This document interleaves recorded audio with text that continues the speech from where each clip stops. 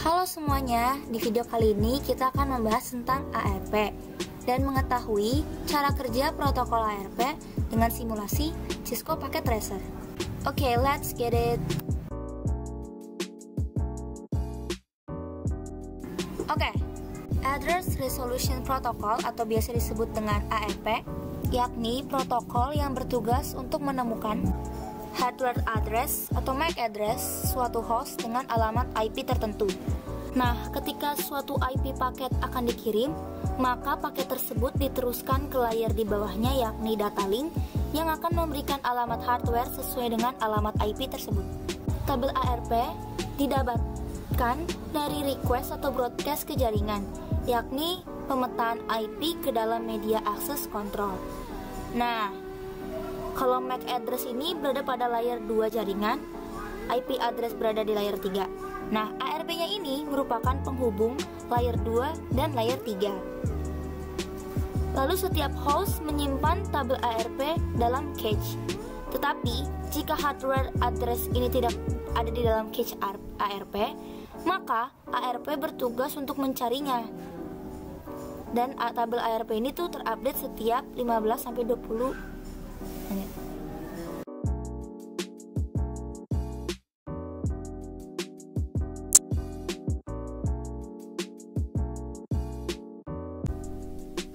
Oke, di sini saya akan masuk ke dalam cara kerja ARP itu sendiri sesuai dengan modul yang diberikan.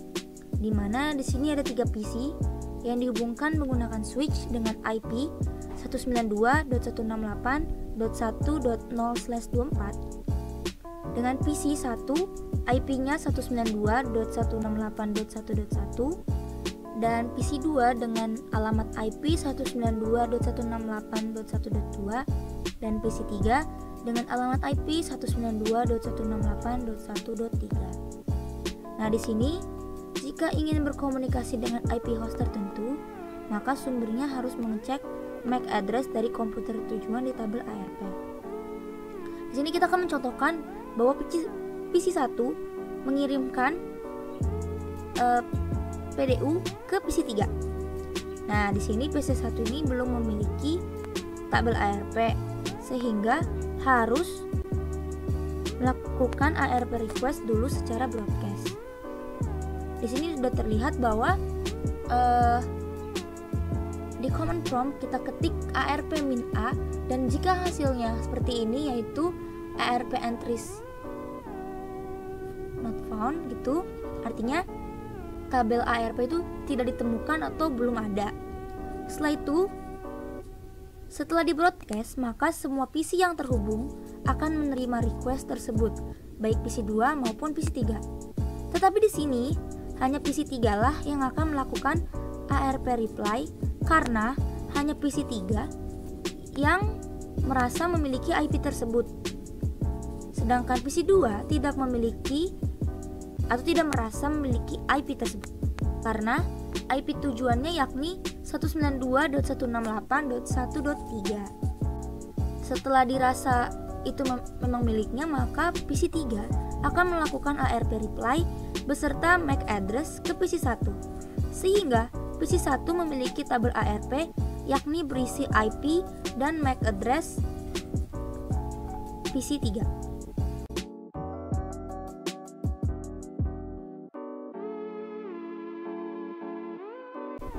Nah, sekarang kita akan memulai simulasi dengan Cisco Packet Tracer. Yang pertama yaitu dengan menghubungkan 3 PC dengan satu switch.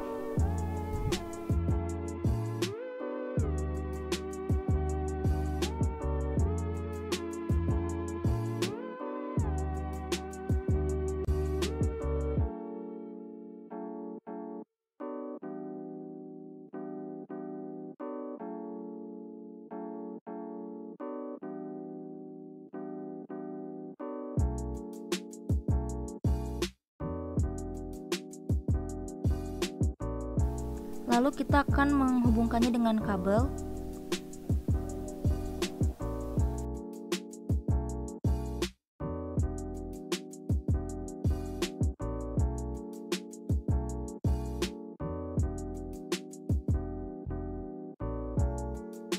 kita menghubungkan kabelnya dengan port line yakni fast Ethernet 0 ke semua PC atau perangkat.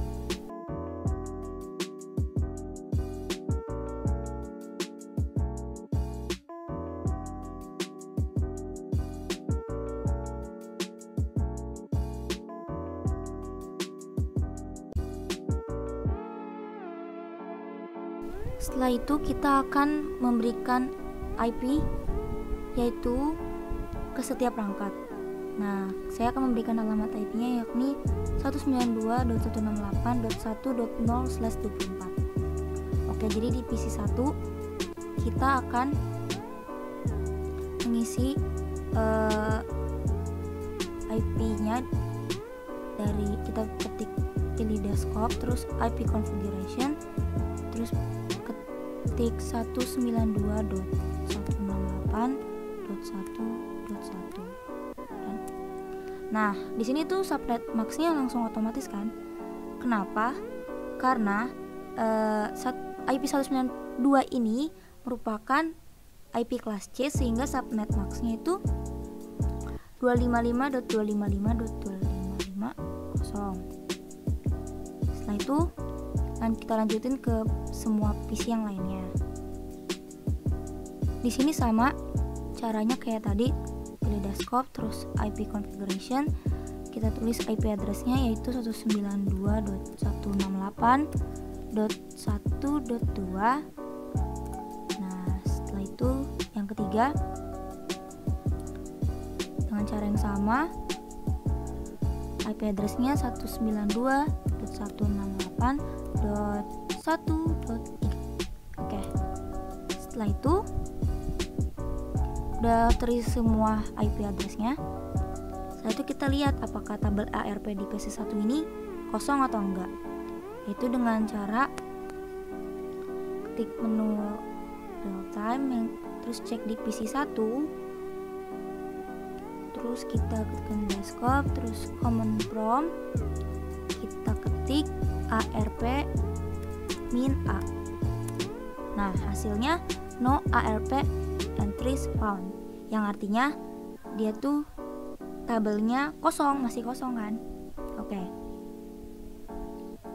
Nah, karena masih kosong jadi kita bisa melanjutkan ke proses setelahnya. Setelah itu kita klik menu simulation.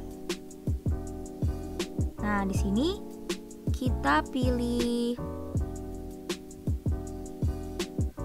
show all known yang edit filters, lalu IP versi 4, terus tekan ARP.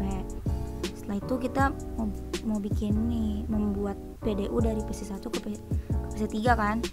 Jadi kita bikin simple PDU-nya PC1 ke PC3. Nah, setelah kita udah bikin PDU dari 1 ke 3, PC1 ke 3, kita cek dulu nih apa sih tulisannya di PDU. Dia akan mengirim broadcast ke semua perangkat. Ini artinya broadcast dari IP awalnya 1 ke IP tujuannya yaitu 3. Oke. Lalu kita tekan next, kita lihat bagaimana prosesnya. Nah, yang pertama kita broadcast dulu dari PC1 ke switch. Nah, dari switch ini broadcast ke semuanya, ke PC2 dan ke PC3. Nah, di sini bisa kita lihat kalau di PC2 nih ada kata silang, sedangkan di PC3 artinya terkirim kan. Kenapa ada tanda silang di PC2? Karena di PC2 itu tidak merasa IP tujuannya adalah miliknya. Nah, setelah itu kita lihat di PC2 apa sih keterangannya. Lihat di PC2 keterangan PDU-nya yaitu IP1 ke IP3. Nah, dia kan punyanya 192.168.1.1.2. Jadi dia tuh merasa itu bukan punya dia kalau yang 3 ini. Nah, habis itu makanya prosesnya hanya berhenti sampai di situ dan dia tidak membalas ke PC1. Setelah itu kita lihat di PC3 PDU-nya. Nah, di sini di in layer yakni IP1 ke IP3 direpli dengan IP dari PC3 menuju IP PC1. setelah itu kita bisa lihat prosesnya lagi. Dan ternyata berhasil dikirimkan dari PC 3 ke switch, lalu ke PC 1. Nah, udah ada tanda centang nih, artinya berhasil. Nah, kalau misalnya prosesnya udah selesai, kita cek apakah ARP table-nya sudah terisi atau belum. Dengan kita pilih PC 1, lalu kita tekan command prompt, terus kita tulis ARP -A, enter. Nah, di sini kita udah lihat bahwa di tabel ARP ini itu udah berisi IP dan MAC address PC 3. Nah, jadi seperti itu cara kerja Address Resolution Protocol. Nah, sekian dari penjelasan tentang ARP ini. Terima kasih.